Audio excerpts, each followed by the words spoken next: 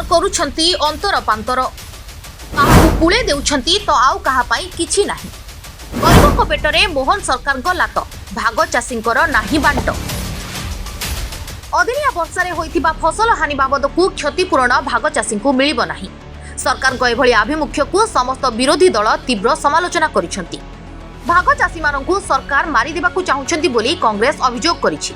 सरकार प्रतिश्रुति देई भाग चाषींक सहित प्रतारणा करुछि बोली बीजेडी कहिछि।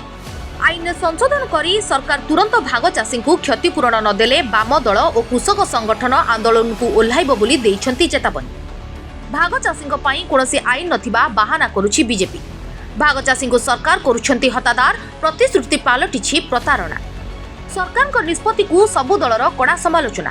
भाग चाषी रास्ता को ओह्लाइबाकू चेतावनी देइछि बाम दल। अदिनिया वर्षा को प्राकृतिक विपर्यय घोषणा करी फसल हानिर क्षतिपूरण घोषणा करिसंती सरकार। हेले एथिरु बाद पड़िछंती भाग चाषी। सरकार को एपरि निष्पत्ति परे मुंड झाड़ तुंडरे मारी फसल करिथिबा भाग चाषी हताश। एमानकु क्षतिपूरण मिलिब नाही बोली सरकार को नास्ती बाणी परे समस्त विरोधी दल मातिछंती। नवनिर्माण कृषक संगठन रास्ता को ओह्लाइथिबा बेले सरकार भाग चाषी कथा किछि न शुणिले बाम दल और कृषक संगठन आंदोलन करिवे बोली चेतावनी दैछंती। प्रतिश्रुति देई एबे भाग चाषी कथा न बुझिबा दुर्भाग्यजनक बोली कहिछि बीजेडी। भाग चाषी कथा सरकार बुझिबा दरकार कहिछि कांग्रेस। आईन नाही बोली जदि सरकार कहउछंती ताले सरकार नुआ आईन आनंतु। भाग चाषी नाममात्र चाषी भी विपर्ययर शिकार हेउछंती।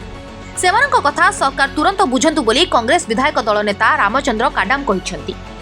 भाग चाषी को मारी देबाकू सरकार योजना करुछंती। विपर्यय बेले सरकार तांको हाथ छाड़ी देइछंती। एहा द्वारा भाग चाषी आत्महत्या करबाकू बाध्य हेबे। सरकार कहिबे प्रेमजनित हत्या। सरकार तुरंत भाग चाषी को अदिनिया वर्ष फसल हानि जनित क्षतिपूरण दियंतु बोली कांग्रेस विधायक तारा बाहिनीपति कहिछंती। हेले बीजेपी भाग चाषी आईन नथिबा बाहाना नेछि।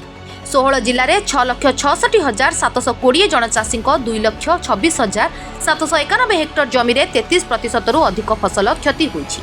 एथिपाई एसडीआरएफ फंड रु 291 कोटी 69 लाख टंकार आर्थिक सहायता सरकार घोषणा करथिबा बेले भाग चाषी को एथिरु वंचित करा जाइछि। Report ATV Odisha live.